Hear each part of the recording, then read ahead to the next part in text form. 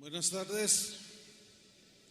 Vaya abriendo su Biblia, por favor, en Romanos capítulo 12, versículo 1. Romanos 12:1. Voy a hablar en esta tarde acerca de un tema que he titulado No sigan la corriente de este mundo. No sigan la corriente de este mundo. Y vamos a leer Romanos capítulo 12, versículo 1. Usted me sigue ahí, por favor. Dice así: Así que, hermanos, os ruego por las misericordias de Dios que presentéis vuestros cuerpos en sacrificio vivo, santo, agradable a Dios. No os conforméis a este siglo, sino transformaos por medio de la renovación de vuestro entendimiento, para que comprobéis cuál sea la buena voluntad de Dios, agradable y perfecta. Todos los cristianos, ¿cuántos son cristianos aquí? Muy bien. Todos los cristianos debemos de saber y entender perfectamente que nuestro cuerpo, nuestra alma, le pertenecen a Dios. ¿Cuántos dicen amén? Los griegos tenían una filosofía que se conocía como dualismo. Era una filosofía que consistía en ideas acerca de que el alma era buena en sí misma, pero que el cuerpo, pues con todas sus pasiones que nacen en el cuerpo, pues que era malo, y que lo que se hacía con el cuerpo, pues había que lo que el cuerpo sentía había que satisfacerlo para pues, que la persona estuviera tranquila. Ellos, los griegos, en su lógica decían: no importa lo que se haga con el cuerpo, al fin y al cabo va a morir, entonces hay que satisfacer al cuerpo. Cuando Pablo lleva el evangelio a Corinto, que era una ciudad griega, y la gente en Corinto se empezó a convertir, cuando ellos comenzaron a formar parte de la iglesia, los primeros cristianos ahí en esa ciudad de Corinto tenían muy arraigada esta filosofía del dualismo. Y comenzaba a manifestarse dentro de la iglesia en Corinto. Y el apóstol Pablo les escribió una carta, dos cartas, pero en la primera, él les, por medio de la palabra de Dios, les refuta esa falsa filosofía de que puedes hacer con tu cuerpo lo que tú quieras. Y en 1 Corintios 6:9, en la versión en lenguaje sencillo, que es la versión que voy a leer yo, ahí Pablo les dice lo siguiente a los corintios. Dice 1 Corintios 6:9: no se dejen engañar, refiriéndose a esa filosofía dualista, ¿sí? No se dejen engañar, les dijo. Ustedes bien saben que los que hacen lo malo no participarán en el reino de Dios. Dice Pablo: me refiero a los que tienen relaciones sexuales prohibidas. Me refiero a los que adoran a los ídolos. Me refiero a los que son infieles en el matrimonio. Me refiero a los hombres que se comportan como mujeres. Me refiero a los homosexuales, a los ladrones, a los que siempre quieren más de lo que tienen, a los borrachos me refiero, a los que hablan mal de otros, y me refiero también a los tramposos. Ninguno de ellos participará del reino de Dios. En el versículo 11, el apóstol Pablo continúa diciéndole a los corintios, después de darle una breve lista Dice así, y algunos de ustedes eran así. O sea, algunos de ustedes vivían como ladrones, como estafadores, eran pervertidos sexuales. Algunos de ustedes eran así, pero Dios les perdonó. Les perdonó esos pecados y los limpió y los hizo parte de su pueblo. Todo esto fue posible por el poder del Señor Jesucristo y del Espíritu de nuestro Dios. Versículo 12. Algunos de ustedes dicen, una versión dice, sin embargo, algunos de ustedes siguen pensando, siguen diciendo, soy libre de hacer lo que quiera. Así decían algunos cristianos, soy libre de hacer lo que quiera. Y Pablo le responde, claro que sí, pero no todo lo que uno quiere nos conviene. Y por eso, hablando de sí mismo, no permito que nada me domine a mí. Yo tengo control sobre mi cuerpo. Y enseguida les dice la razón del por qué. Versículo 13.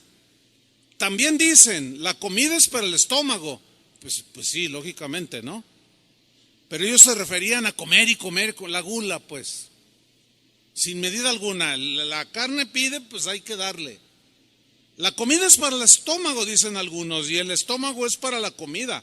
Claro que sí, pero Dios va a destruir las dos cosas, el cuerpo y la comida. O sea, el cuerpo tiene que morir.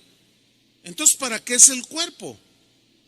Dice Pablo, en cambio, el cuerpo no es para que lo usemos en relaciones sexuales prohibidas.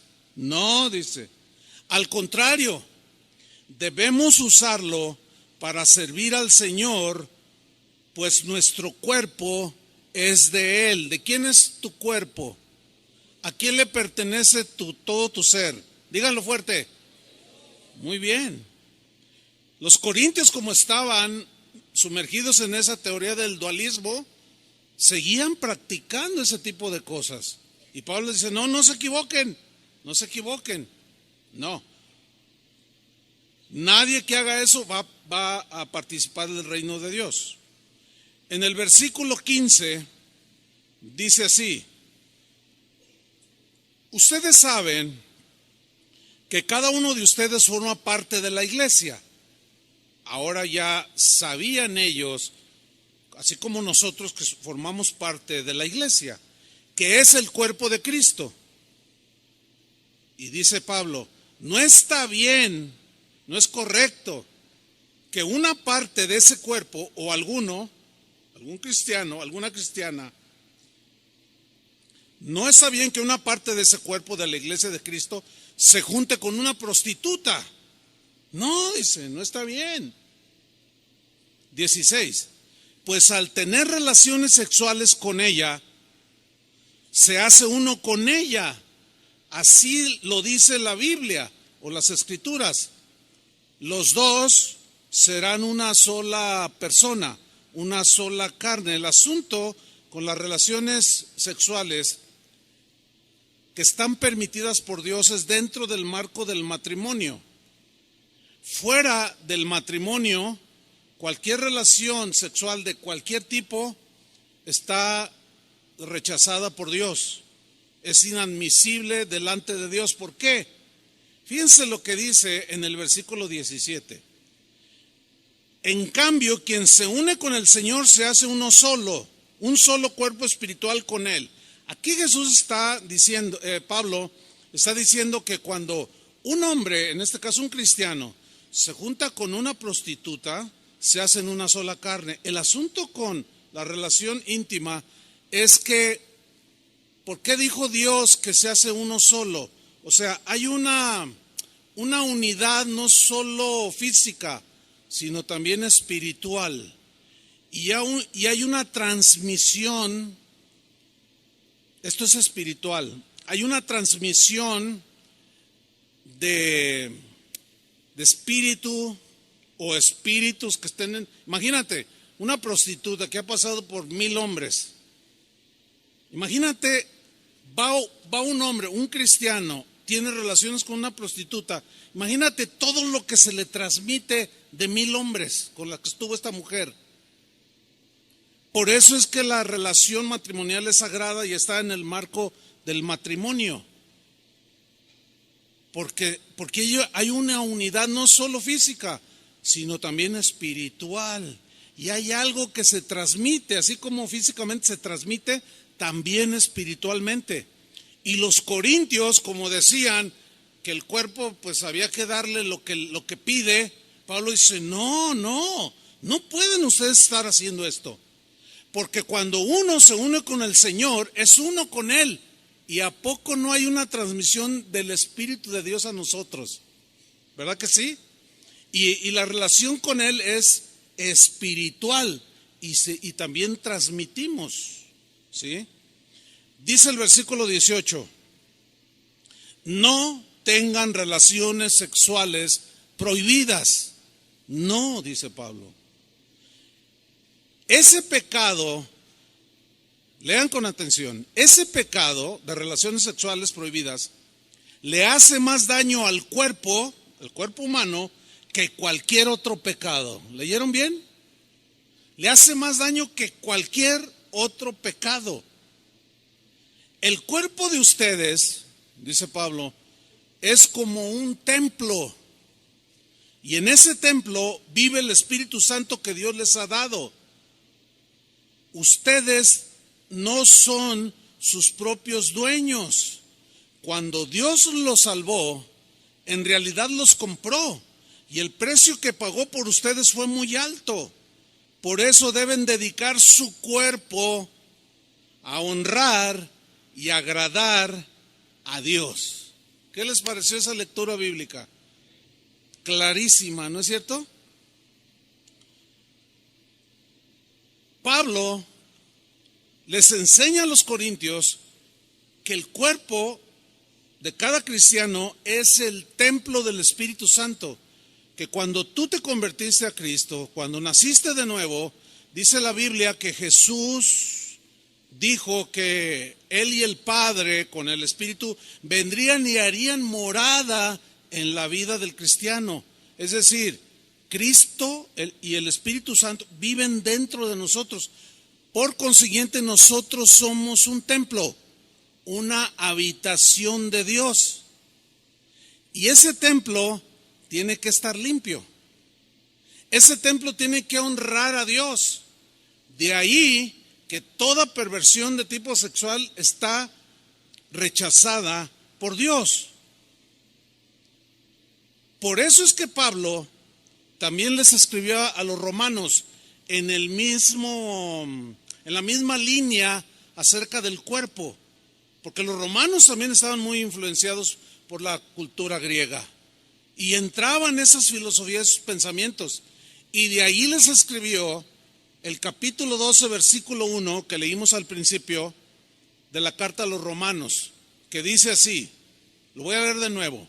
Así que, hermanos, noten que está dirigido a cristianos.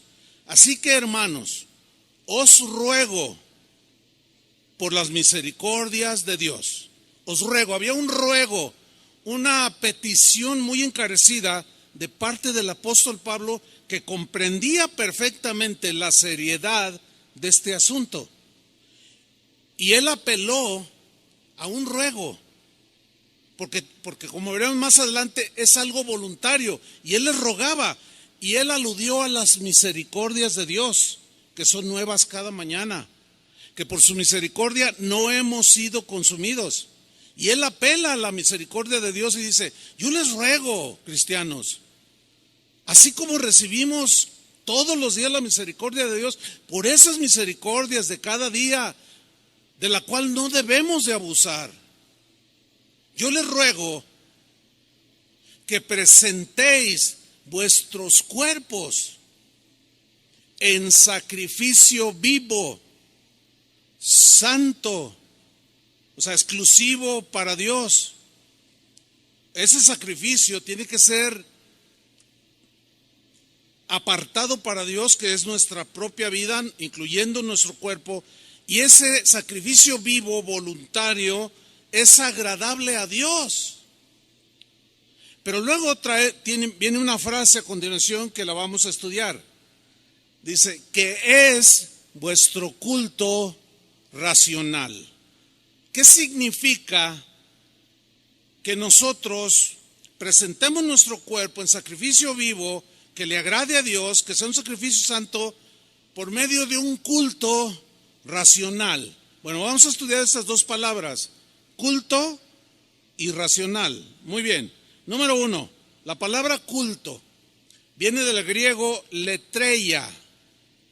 Y este término griego habla de algo que se hace, pero de manera voluntaria, nunca obligada. Es decir, nadie, ni siquiera Dios, nos obliga a que nos ofrezcamos a Él en sacrificio vivo. No, Él apela al amor que Él ha tenido por nosotros y que nosotros le correspondamos. Entonces se refiere a algo que se hace de manera voluntaria, algo que se debe de entender como un servicio a Dios en todas las áreas de nuestra vida, y se refiere a aquello a lo que una persona dedica toda su vida para realizar algo. Por ejemplo, un atleta olímpico que se prepara para participar en una carrera. Vamos a poner el ejemplo de un maratón. Este atleta quiere ir a las Olimpiadas. Cada 4 años se celebran. El primer año, o sea, después de las Olimpiadas, ya inicia su preparación. Y pasa 1 año, 2 años, 3 años, 4 años, dedicado única y exclusivamente a ejercitarse, a estar en forma para participar, cuando menos con honra, en la carrera de un maratón. Pero ese atleta, para llegar a una forma, digamos, óptima, que rinda y que honre ese deporte, él durante esos 4 años y toda la vida que dure compitiendo, se abstiene de muchísimas cosas para cuidar su cuerpo, que lo está dedicando al deporte. Entonces, un atleta de alto nivel va a dejar a un lado el pozole, las tortas ahogadas, el alcohol, el tabaco. ¿Por qué? Porque tiene que cuidar su cuerpo, que es el que va a rendir en el momento. Ustedes todos sabemos de lo que nuestra gloriosa selección nacional hizo un día antes de participar en el mundial, o 2 o 3 días antes de participar en el mundial. ¿Qué hicieron? Se fueron de borrachera, se fueron con mujerzuelas. Por eso no rinden, deshonraron el fútbol. En lugar de cuidarse, hicieron todo lo contrario. Son atletas fracasados. Ellos debían de estar dedicados en cuerpo y alma y espíritu a la competencia, pero no lo hicieron.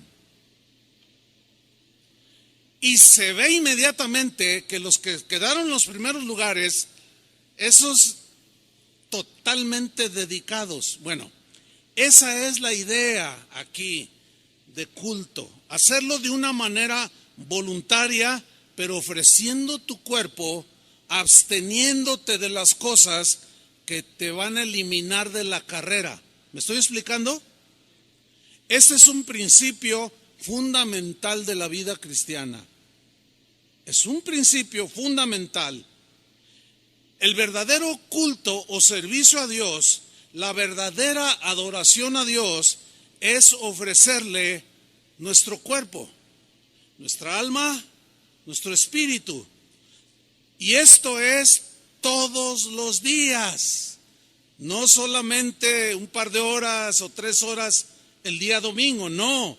No, porque el verdadero culto, que es voluntario, el verdadero servicio a Dios, no consiste en ofrecerle rituales. No. Yo me acuerdo cuando mi mamá me mandaba a misa, pues no me gustaba ir a la misa. Entonces me hacía allí medio el que se me iba el tiempo, pero llegaba la bendición. ¿Sí se acuerdan? Porque muchos lo hacían. Llegaban al último, a la bendición, cuando el sacerdote daba la bendición, y ya uno llegaba 3 minutos antes y ponía uno carita de San Martín de Porres y se ponía uno así, ¿verdad? Y reciban la bendición, decía el sacerdote, y bendecía con sus manos, y todos amén, ¿verdad? Entonces yo salía y mi mamá me preguntaba, ¿fuiste a misa? Le dije, ya cumplí. Fíjense cuál era la idea. Hacer ritual. Algunas señas, hacer algo ritualista, pero nada que saliera del corazón. No. ¿Se acuerdan cuando Jesús tuvo aquella plática con una historia que no hace mucho estudiamos, la historia de Jesús y la samaritana? Dame de beber, le dijo Jesús. Y él le contesta, ¿cómo me pides a mí de beber? Los judíos y los samaritanos no nos tratamos entre sí. Mira, si tú tomas de esta agua, le dice Jesús, vas a volver a tener sed. Pero si bebes del agua que yo te daré, no tendrás sed jamás. La mujer le contesta, Señor, dame de esa agua. Y Jesús le dice, ¿quieres de esta agua? Sí, Señor. Ve y llama a tu marido y ven acá. Y la mujer le contesta, bueno, no tengo marido. Y Jesús le dice, bien has dicho, no tengo, porque 5 has tenido. Y el que ahora tienes no es tu marido. Vives en un amaciato, en una relación que implica relación sexual prohibida por no estar casados. Entonces la mujer se sorprende de que Jesús sabía su vida. Y enseguida ella, de manera, pues como cualquiera de nosotros, como lo hacíamos, ella le cambia la plática a Jesús y le dice, nuestros padres adoraron en este monte. Ustedes dicen que en Jerusalén debe de adorarse, pero nosotros decimos que es acá en este monte.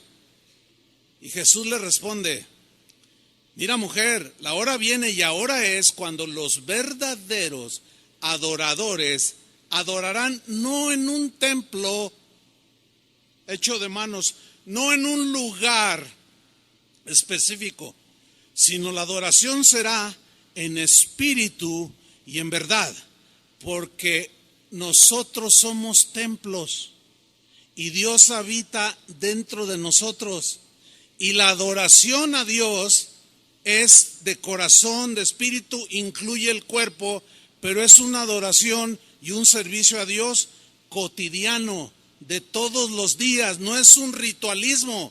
Esta mujer pensó que ya cumplía con Dios con ir al templo a orar o a cantar algunos salmos, pero había pasado por los brazos de 6 hombres. Pero ella pensaba que haciendo ritual o rituales, Dios se iba a agradar de ella.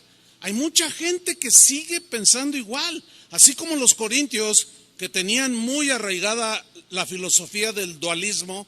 Así hay mucha gente aquí en México, ya no estoy hablando de otros lugares, que cuando llegaron a Cristo traen una mentalidad de rito, de ritos, de cosas que hacemos, y llegamos a caer en el error de decir, ya cumplimos. Yo me acuerdo que yo cumplía, pero después mi mamá me decía, oye, te llamó por teléfono, te buscó uno de tus amigos. Ah, sí, bueno, ahorita vengo, ya me voy. ¿A dónde voy? Pues voy con ellos. ¿A dónde cree? Pues a tomar. Y yo pensaba, estaba engañado, que con hacer acto de presencia a la bendición ritualista, ya todo iba a estar bien, nada más lejos de la verdad. ¿Ustedes creen que haya cristianos que van a iglesias cristianas como esta, que vienen para cumplir? Sí. Es probable que esté viendo algunos, porque sus vidas no son lo que Dios espera que sean. Pero el concepto bíblico, lo que Jesús quiso decir cuando dijo, la hora viene y ahora es cuando los verdaderos adoradores adoran en espíritu y en verdad, Él se refiere a esa acción voluntaria, pero que involucra todo tu ser, todo tu tiempo, las 24 horas del día, que implica que cuando tú vas al trabajo, Cristo va en ese templo que eres tú. Cuando vas a la escuela, Cristo va en ese templo. Cuando vas al centro comercial, cuando vayas a donde vayas, tú eres un templo y Cristo está dentro de ti. Y tú ofreces tu pensamiento, tú ofreces tu cuerpo en sacrificio vivo, absteniéndote de las cosas que ensucian la casa de Dios. ¿Están entendiendo? Pablo dijo en 1 Corintios 10:31, si pues coméis o bebéis o hacéis otra cosa, hacedlo todo para la gloria de Dios. A ver, cuando venimos aquí, pues nos portamos bien. El asunto es que el término, la palabra culto, habla de servicio continuo. La pregunta entonces sería, cuando salimos de aquí, ¿qué hacemos? Mañana lunes, pues a trabajar o a la escuela.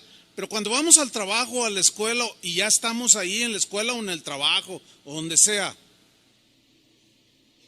¿qué hacemos?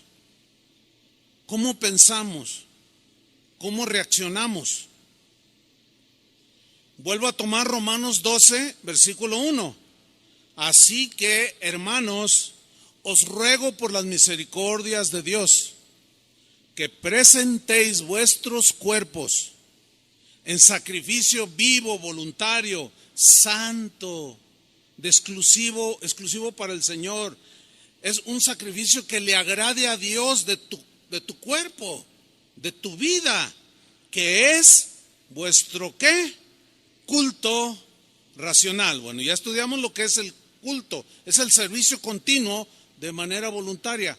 Pero luego viene otra palabra que es racional. A ver, digan todos racional. Bueno, esta palabra racional viene de una palabra griega, logikos. Logikos, de ese vocablo se deriva la palabra lógico. Sígame con mucha atención.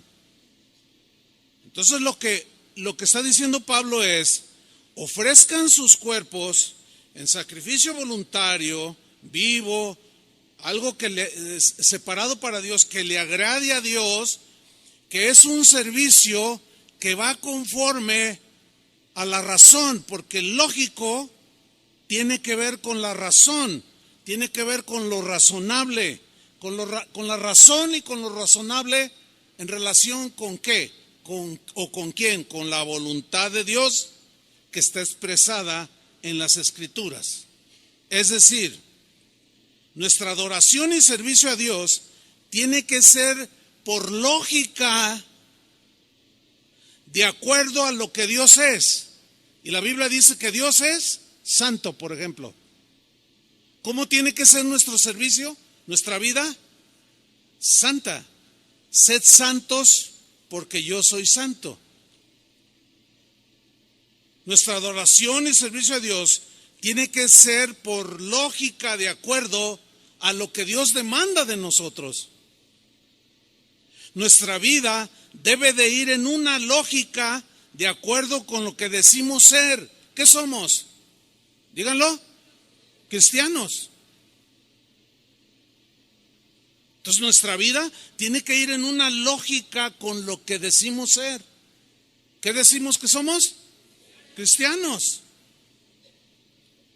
Nuestra vida tiene que llevar una lógica conforme a lo que decimos creer. ¿En qué creemos? En la palabra de Dios. Tenemos que ser razonables y lógicos en ese sentido. Les voy a hacer una pregunta. Yo sé que me la van a poder contestar y les voy a poner una palomita, porque trataré de ser claro en la pregunta. Es esta.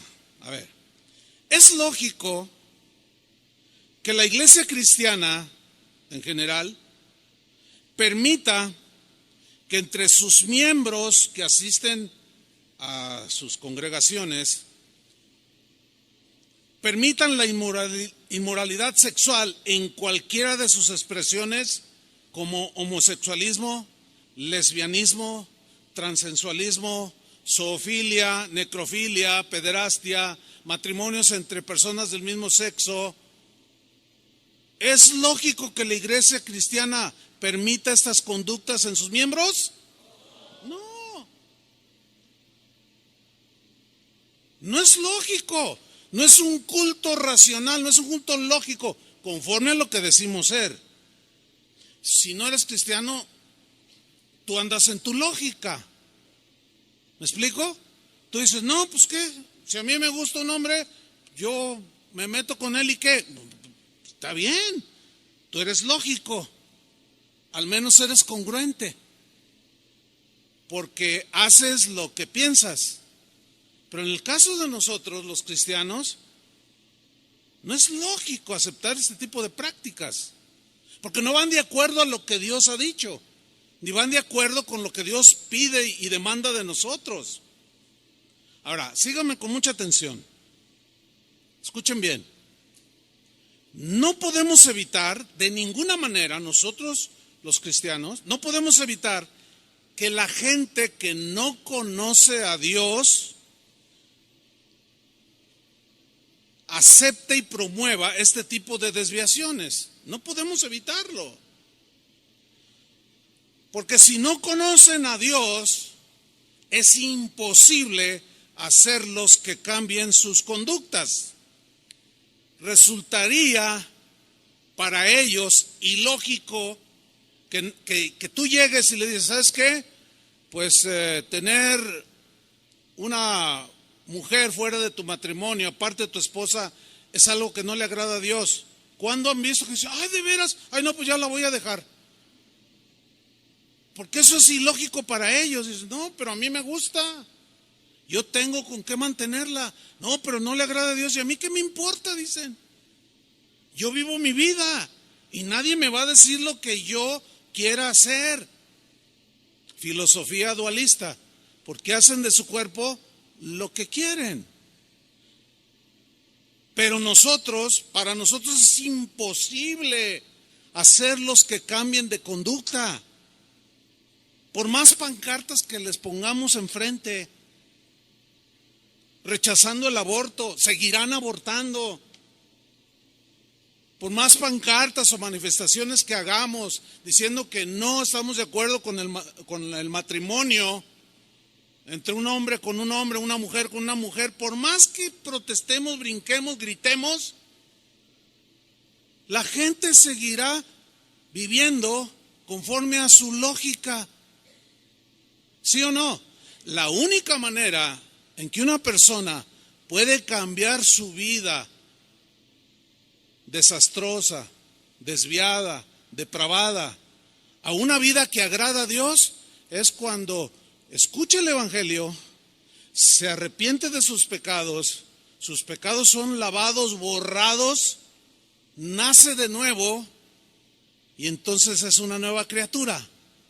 Ahí ya el Señor empieza a santificarlo, a limpiarlo de toda la basura que traía cuando llegó a los pies de Cristo. Esa es la única manera. Por consiguiente, ¿cuál es la solución para que la gente que no conozca a Dios cambie de conducta? ¿Alguien me puede decir?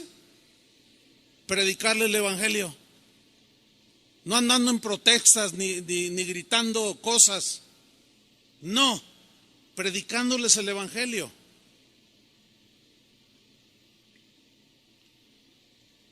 Esta gente sin ley de Dios que los gobierne, porque se gobiernan a sí mismas,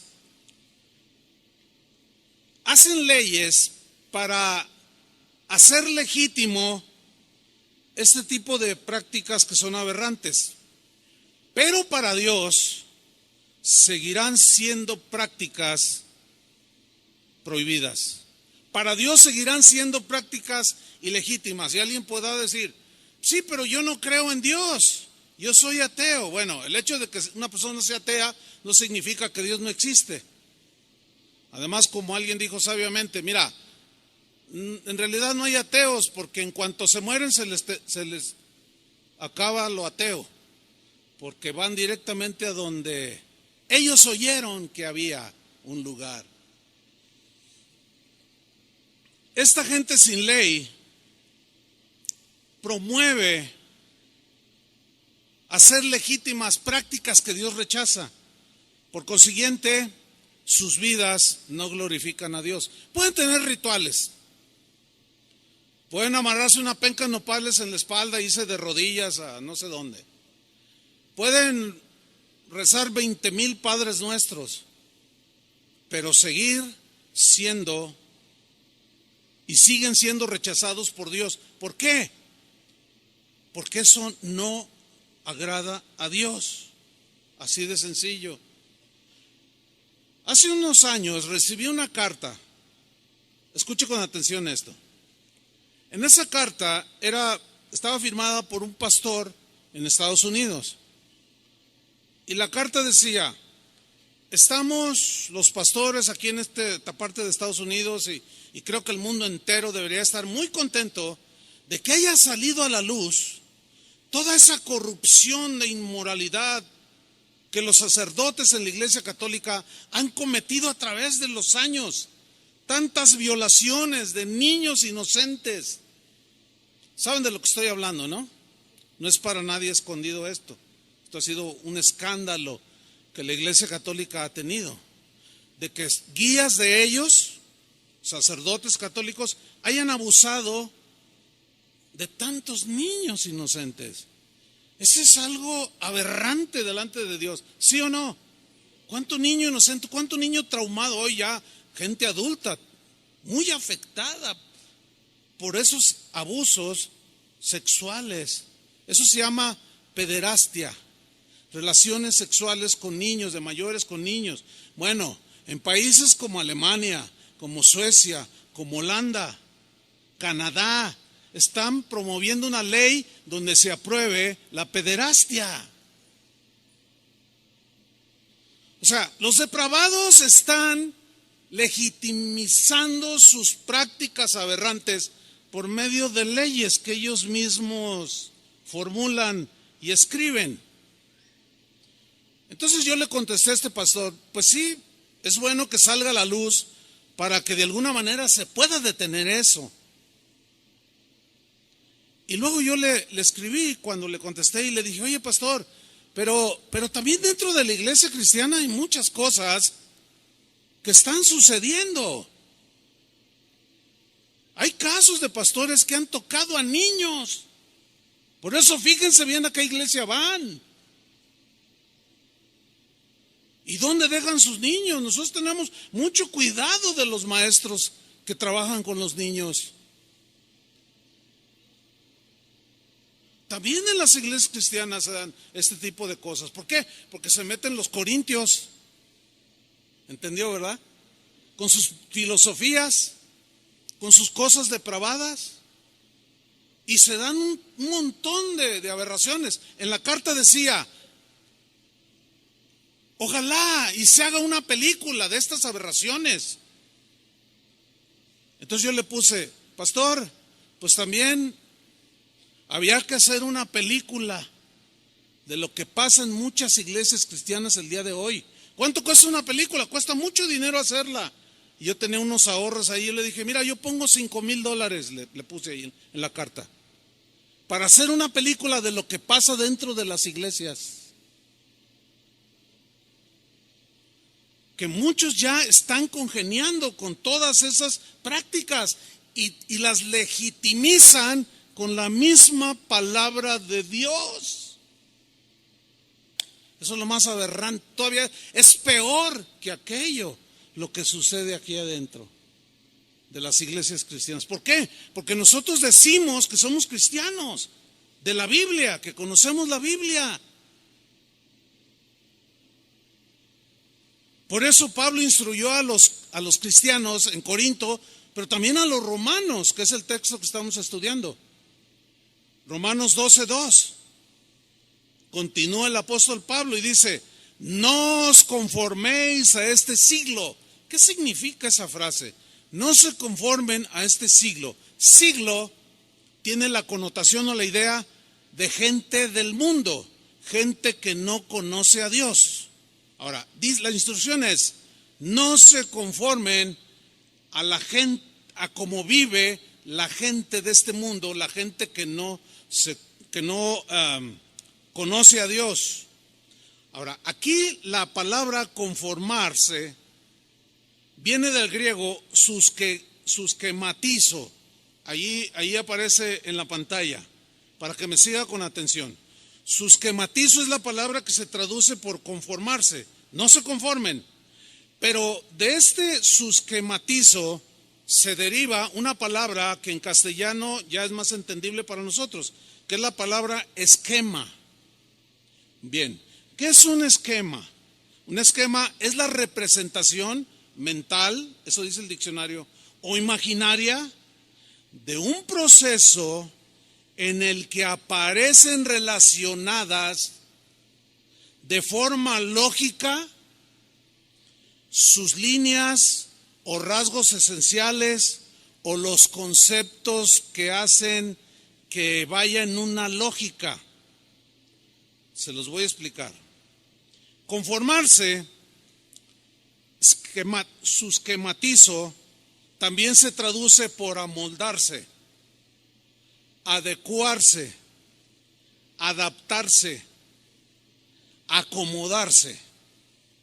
Bien, pregunta: ¿por qué las personas que no conocen a Dios hacen leyes para legitimizar prácticas aberrantes? ¿Por qué hacen leyes para legitimizar sus acciones? ¿Por qué? Bueno, simplemente porque ellos actúan de forma lógica en sus esquemas. ¿Está entendiendo? Conforme a su modo de pensar. Ellos, los que no conocen al mundo, los que son de este mundo, que Pablo dijo: no se amolden a ellos, no se adecúen, no se adapten, no se acomoden. Ellos son congruentes con su modo de pensar y lo plasman en leyes para legitimizar sus prácticas. Ellos son lógicos. O sea, a ver, aquí está un hombre que dice: no, pues ¿qué tiene que se case un hombre con un hombre? Pues es muy de ellos. Pero pues la gente rechaza eso. No, vamos a hacer una ley. Entonces la gente aplaude. Y los periodistas y los de opinión pública y muchos políticos aplauden y dicen: wow, ya estamos llegando como Holanda, ya estamos siendo como Canadá, los Estados Unidos, que están legitimizando todo ese tipo de prácticas. Entonces ellos están obrando conforme a su lógica. ¿Me estoy explicando? Son congruentes con su modo de pensar. Pero la amonestación para nosotros es contraria a lo que la gente del mundo vive. El esquema para nosotros es diferente. Romanos 12:2. No os conforméis a este siglo. Es decir, no se amolden, no se adecúen, no se adapten, no se acomoden a la forma de pensar de la gente que no conoce a Dios. Sean lógicos conforme a sus esquemas cristianos. Sean lógicos. tres versiones del versículo Romanos 12:2, se los voy a leer. En la versión Palabra de Dios para Todos dice Romanos 12:2, y no vivan ya como vive todo el mundo. Versión en lenguaje sencillo, no vivan según el modelo de este mundo o el ejemplo de este mundo. Versión en lenguaje actual, no sigan la corriente del mundo en que vivimos. ¿Por qué? Porque los esquemas de este mundo son contrarios a los esquemas de pensamiento cristiano. Se oponen, riñen entre sí, se contraponen, y ahí es donde se genera el conflicto. ¿Sí? Los esquemas del mundo o de la gente que no conoce a Dios, fíjate, sus esquemas son cambiantes, son volubles, son inconstantes, son frívolos, cambian a cada rato. Sus acciones son según los pensamientos que gobiernan las mentes de las personas en su actualidad. Por ejemplo, lo que hoy piensan los jóvenes respecto a la vida, la sexualidad, la libertad, es muy distinta a los jóvenes de hace 50 años. Entonces, como ellos dicen que el hombre va evolucionando, hay que ir cambiando los esquemas de manera constante. Los jóvenes de hace 50 años pensaban muy diferente a los jóvenes de hoy respecto a la sexualidad, por ejemplo.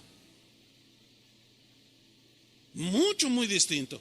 Pero como la maldad en el corazón del hombre se está multiplicando, lo que estaba muy adentro está saliendo sin vergüenza, sin atajo alguno, sin límite alguno, pues la gente se acomoda a lo que está oyendo cada rato. No, pues sí tiene razón. Sí, de verdad, pues sí que tiene. ¿Qué importa? Cada quien hace de su vida lo que quiere. Y ahí tenemos a una joven, hija de una madre, que cuando esta madre era joven, jamás por aquí le pasó la idea de un aborto. Pero su hija dice cosas como, yo soy dueña de mi cuerpo y puedo hacer lo que yo quiera con mi cuerpo, dice ella. Bueno, ella está obrando conforme a su lógica. Pero lo que pensaba su mamá hace 50 años con lo que piensa su hija hoy es muy distinto. Por eso es que los esquemas del mundo cambian cada rato, ¿sí? Son frívolos, volubles, cambian. Pablo está diciendo a los cristianos, pero ustedes no se amolden, no se adecúen, no se adapten, no se acomoden a los esquemas cambiantes de este mundo. No traten de estar siempre a tono con todos los pensamientos y las conductas de la gente que no conoce a Dios y que vive en este mundo. Es como si Pablo dijera, no sean como los camaleones. ¿Sí conocen ese animalito? Que tiene unas habilidades extraordinarias. ¿Cuáles son? Bueno, pues entre otras, de que cambia el color de su piel según el entorno en el que está para estar igual al ambiente que lo rodea. Si está en un árbol que está en ese momento de color verde intenso, él se pone verde. Si está color marrón, así de otoño, pues el camaleón se pone de ese mismo color.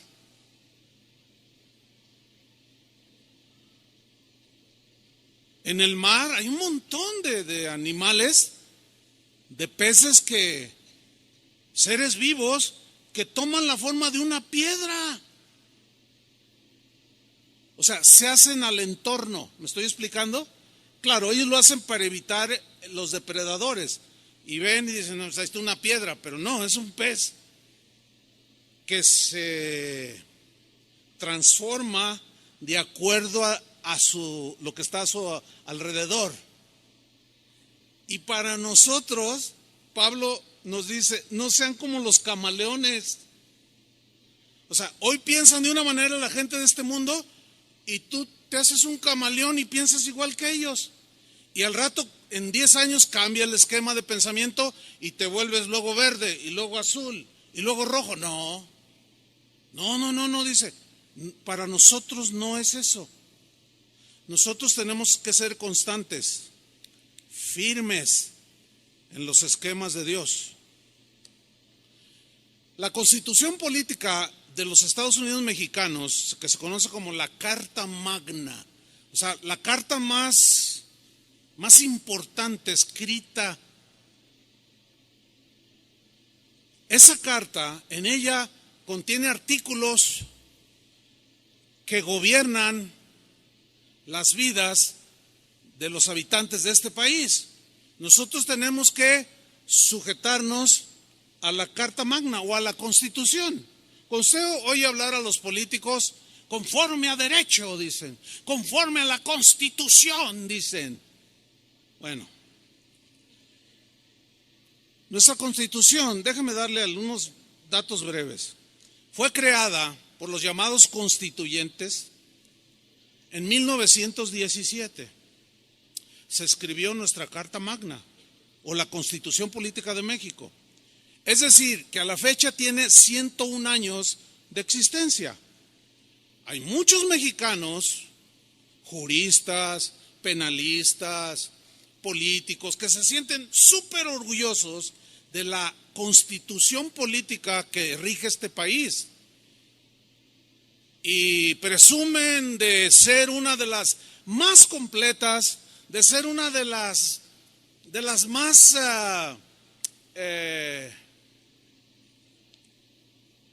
plenas en cuanto a las leyes que de allí emanan para gobernar a los mexicanos. Y ellos se sienten muy orgullosos. Inclusive se menciona de continuo que muchos países han tomado nuestra Carta Magna, nuestra Constitución, como ejemplo para ellos desarrollar su propia Constitución, inspirados en la nuestra. Bueno, déjenme decirles algo. Les voy a leer un breve artículo que tomé del diario Milenio respecto a la Carta Magna. Estamos hablando de que los esquemas del mundo son cambiantes. O sea, la gente cambia, que hay que cambiar. Vamos a ver qué dice este artículo tomado del diario Milenio. Dice así: la Constitución vigente ha tenido más de 700 cambios, más de 700 reformas que han modificado el texto original. ¿Qué le parece? Dice, esto es normal. Fíjate, esto es normal. Esto es algo natural si se reflexiona sobre las necesidades, sobre los pensamientos que se plantearon en el México de 1917 y las necesidades que hoy tienen los habitantes del México actual. Cambian muchas cosas. Por lo tanto, nuestra Carta Magna necesita ser cambiada, renovada, ajustada, le quitan, le ponen, le añaden. De los 135 artículos, 136, que contiene nuestra Constitución en su texto original, solo 22 se mantienen intactos.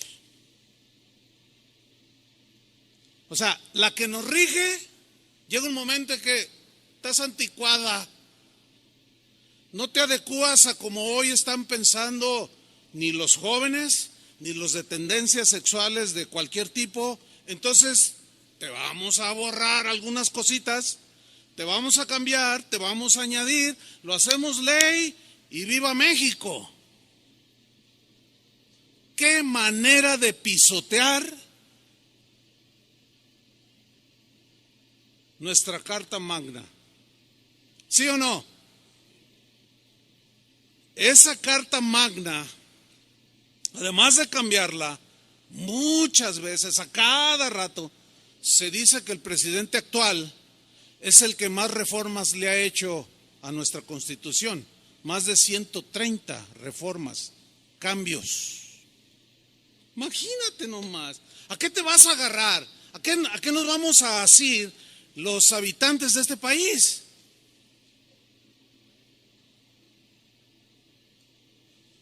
Bueno, es que la gente de este mundo está actuando conforme a su lógica. Por eso cambian las leyes, para hacerlas legítimas. Ellos son congruentes con su modo de pensar y de vivir. Y si es rojo el mundo, ellos se hacen rojos. Si es verde, como el camaleón, se hacen verdes. Si se hace azul, se hacen azul. Se acomodan, pues. Pero en el caso de nosotros, para nosotros los cristianos, ¿cuántos siguen siendo cristianos? Para nosotros la palabra de Dios nunca cambia. La palabra de Dios nunca cambiará su modo de pensar, nunca cambiará su significado. Su esquema es un esquema perfecto, incambiable. La Biblia es nuestra carta magna, que no cambia, que no se adapta a nuestros pensamientos. No, Jesucristo es el mismo de ayer, de hoy, por los siglos. Jesucristo mismo dijo, el cielo y la tierra pasarán, envejecerán, pero mi palabra siempre estará vigente, nunca cambiará. Los que tienen que cambiar son ustedes, nosotros.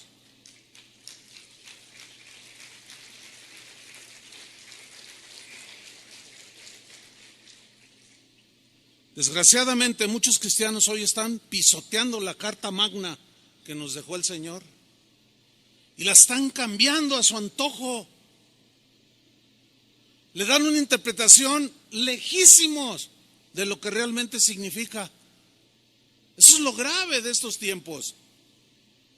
No podemos darnos el lujo nosotros de pisotear la carta magna, de pisotear la palabra de Dios y darles nuestro significado o nuestras prácticas, tomar versículos de la Biblia, cambiarles el significado y legitimizar nuestras prácticas que son desagradables delante de Dios. ¿Sabía usted que el día de hoy iglesias que se dicen cristianas como esta están ordenando pastores homosexuales? ¿Sabía? Pues ya lo sabe. ¿Sabía que hay iglesias cristianas como esta que están casando parejas de homosexuales, lesbianas, que están permitiendo prácticas aberrantes de inmoralidad sexual?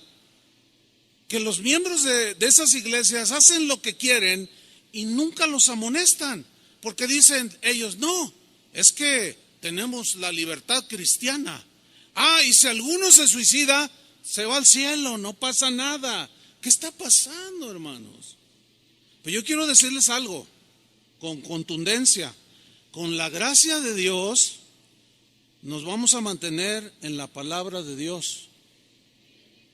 A algunos no les va a gustar porque ya se hicieron camaleones al mundo. Hace un rato que yo leía las escrituras de 1 de Corintios capítulo 6, algunos hicieron sus gestos porque no les gusta. Ay, sí, ¿a poco? Bueno, vive tu lógica, vive tu culto racional, o sea, conforme a tu lógica. Pero como dijo Josué, yo voy a servir al Señor y todos los que me sigan, mi casa y quien sea. No pretendemos cambiar ni pisotear la palabra de Dios. El día de hoy ya no se sabe distinguir una iglesia de un centro nocturno. Hace poco una señora me escribió y decía, ay pastor, acabo de llevar una decepción, me cambié de país, busqué una iglesia cristiana, me dijeron, por ahí hay una. Y llego y entro y dije, ay, esto es una cantina. Y le dije, pero ¿cómo? Dice, sí, pero yo me salí, pero luego decía, Centro Cristiano X, ¿no?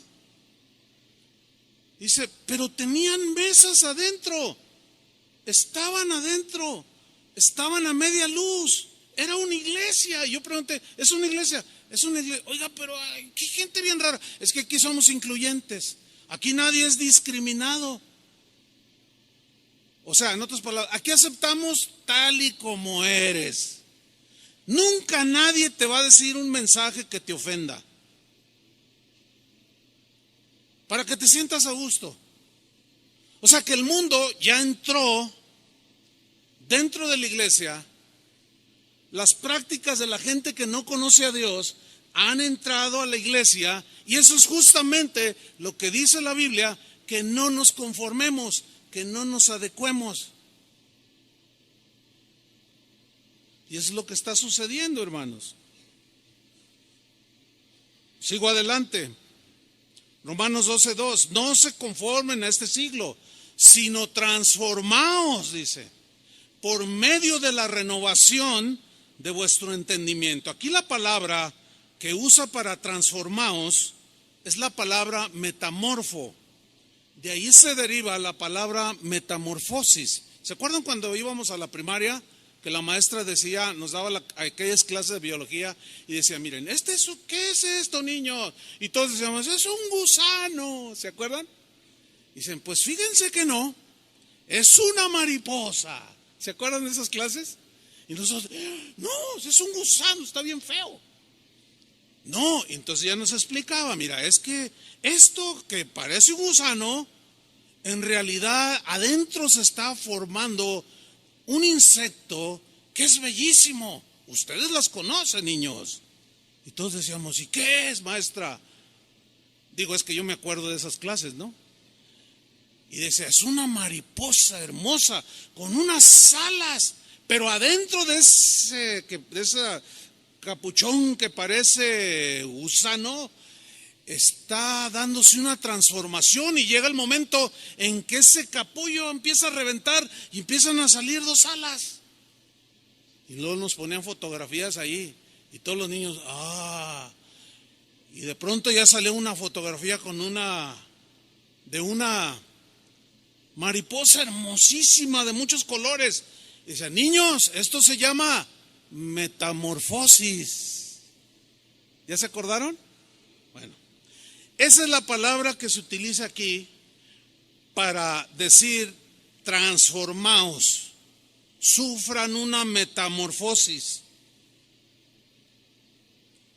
que simple y llanamente significa cambiar de una forma que teníamos a otra, así como de gusano a mariposa.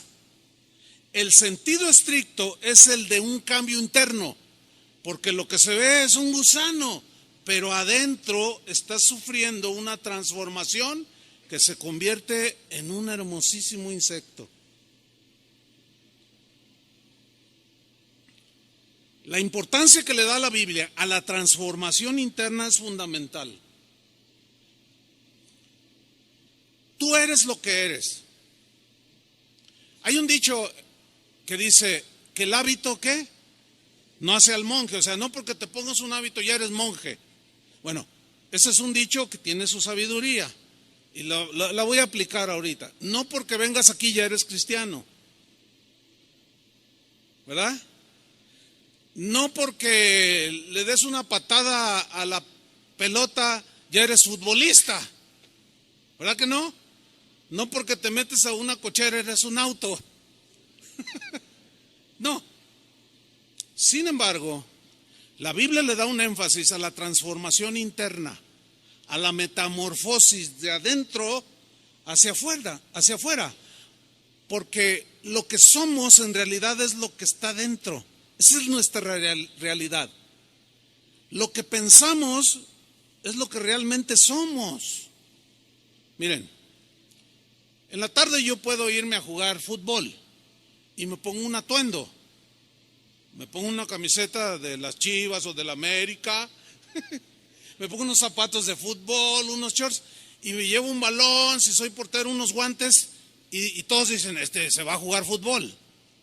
Bueno, termino de jugar fútbol y en la noche tengo una boda y me pongo un traje de acuerdo a la ocasión. Bueno, yo sufrí una transformación en unas 3 horas de un atuendo de futbolista a un atuendo formal para una celebración de una boda. Pero yo sigo siendo la misma persona. Entonces lo externo No es lo que está pidiendo el Señor, que sea transformado. Hay algunas cosas que debemos de transformar, pero el énfasis es la transformación de dentro. Pablo dice que tenemos que experimentar un cambio, pero interno, de gusano a mariposa. Un cambio de carácter, un cambio de mente, de pensamiento, de manera de pensar, y por consecuencia cambia nuestra manera de actuar.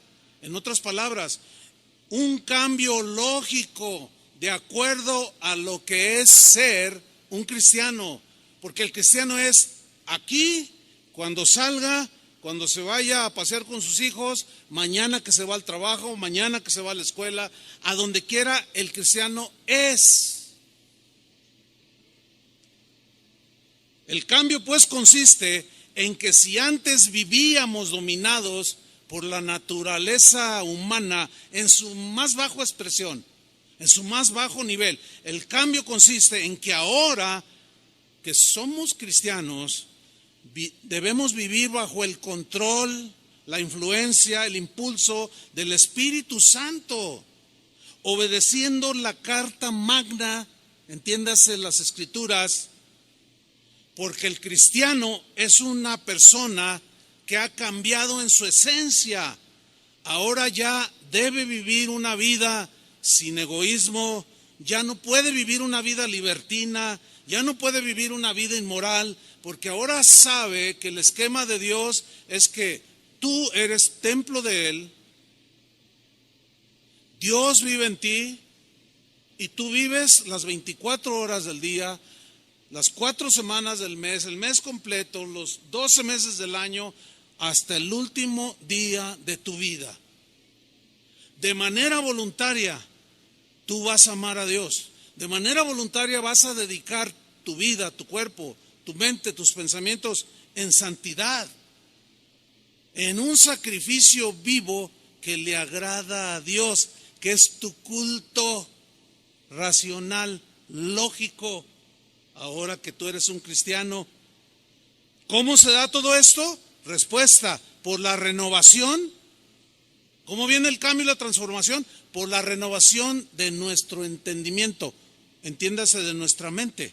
Porque la palabra renovación viene de una palabra griega, anakainosis, que habla de un ajuste que vamos sufriendo, de una transformación en nuestra visión moral, espiritual, que va conforme a las reglas del legislador que escribió la Carta Magna, que sí nos rige a nosotros.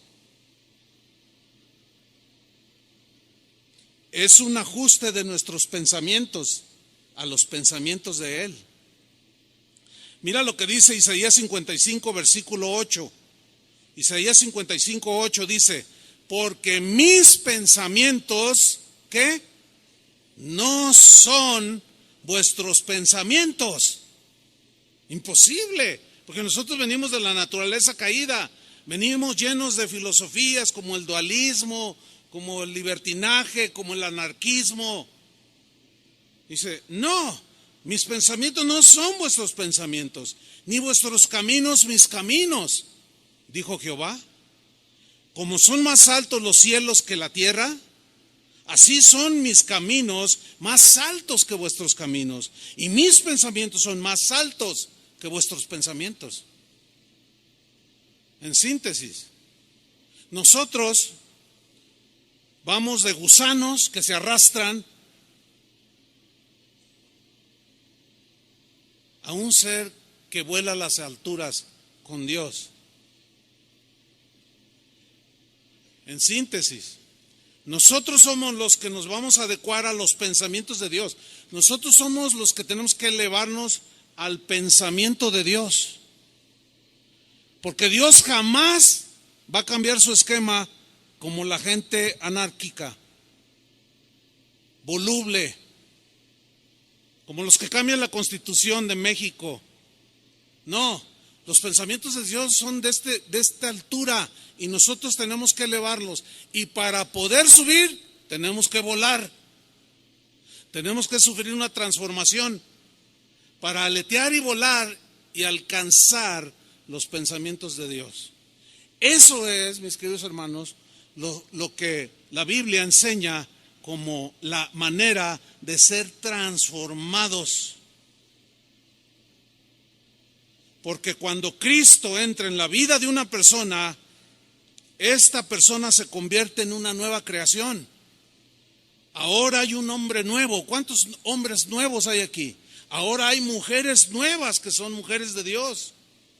Y esto es cuando comenzamos a tener una mentalidad diferente. Por eso es que ahora como cristianos, cuando escuchamos esas cosas, que la ideología de género, que les van a decir a los niños en la escuela, que ¿tú qué quieres ser, niño o niña? Le preguntan al niño, ¿tú qué quieres ser? Bueno, pues yo soy un niño, pero si quieres puedes ser niña. Ah, pues entonces soy niña. Entonces cuando tú oyes eso, se te paran los cabellos así. Y dices, ¿qué es eso? ¿Por qué? Porque tu mente ya se elevó al pensamiento de Dios, que nunca va a cambiar, y para Dios seguirá siendo una aberración, perversión, desviación. Y jamás debemos acomodarnos a la mente del mundo. El problema con esto es que nos va a generar agresiones. Escuchen bien lo que voy a decir. Nosotros nunca debemos agredir este tipo de personas. Hay muchas agresiones de unos y de otros, pero nosotros no debemos hacer eso. Así no es la guerra.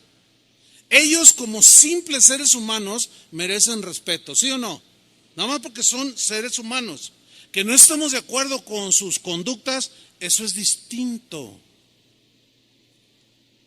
Ahora, ellos tratan de que nosotros aceptemos su mente terrenal. No nos pueden obligar a nosotros, ¿verdad que no? No deben ni siquiera intentarlo, porque sería faltarnos al respeto. Pues de la misma manera, nosotros no podemos salir con pancartas, ni agarrar un micrófono, una entrevista en la televisión y decir un montón de cosas atacándolos a ellos. Y luego en la calle, mira, ahí van dos, y aventarles globos con agua, o aventarles algo, un jitomate. No.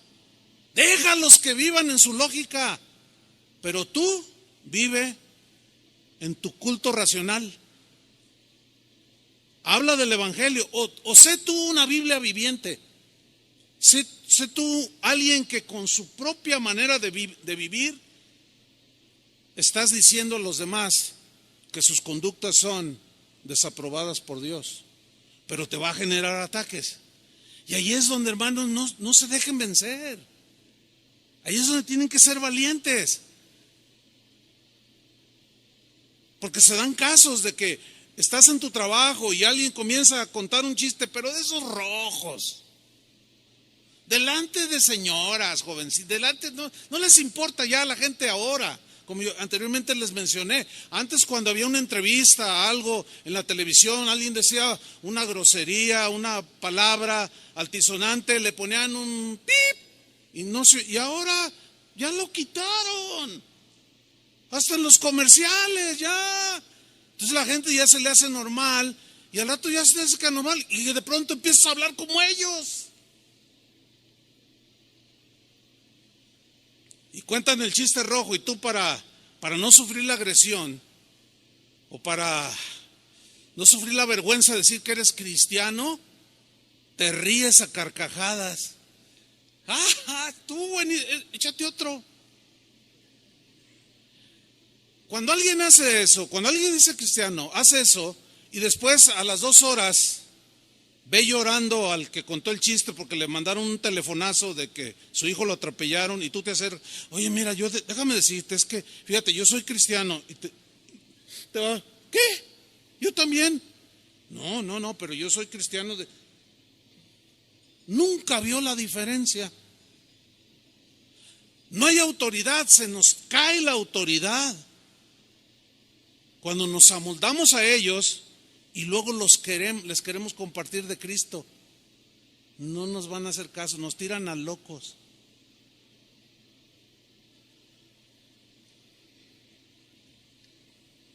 Por eso termina el versículo 2 diciendo: No os conforméis a este siglo o a la forma de vida de la gente de este mundo que no conoce a Dios, sino transformaos. Sufran esa metamorfosis de dentro hacia afuera, de gusano a mariposa, por medio de la renovación de vuestra mente, de vuestros pensamientos, de su entendimiento. ¿Para qué? Ahí está. Para que podáis, dice una versión, comprobar cuál sea la buena voluntad de Dios, la que le agrada de cómo debes de vivir. La buena voluntad de Dios agradable y perfecta. Concluimos. Solo así podremos saber lo que Dios quiere. Solo así podremos saber lo que es bueno. Solo así podremos saber lo que es agradable y perfecto delante de Él. Porque como cristianos, díganme si sí o no, queremos agradar a Dios. Pues hagámoslo, hermanos. Y no améis las cosas que están en el mundo. Cuando se refiere a cosas, no se refiere a cosas como una casa, las necesitamos. Se refiere a los pensamientos, a las prácticas de la gente que no conoce a Dios. Pero nosotros lo conocemos, ¿verdad? Y vamos a glorificar al Señor con nuestras vidas. ¿Cuántos dicen amén? Pónganse de pie y oremos. ¿Te podrías dedicar en sacrificio vivo al Señor? Levanta tus manos al Señor. Dile: Señor, limpia mi vida. Yo sé que no he estado, me he ensuciado con tantas cosas que hay en el mundo. He ensuciado mi mente, mis pasos no han sido muy sólidos, claros. Mis conductas, yo sé que algunas te han ofendido, Señor, pero sé que tú eres amplio en perdonar. Y también sabemos, Señor, que podemos caer, aún como cristianos sinceros. Podemos tropezar, deslizarnos, ensuciar nuestras vestiduras.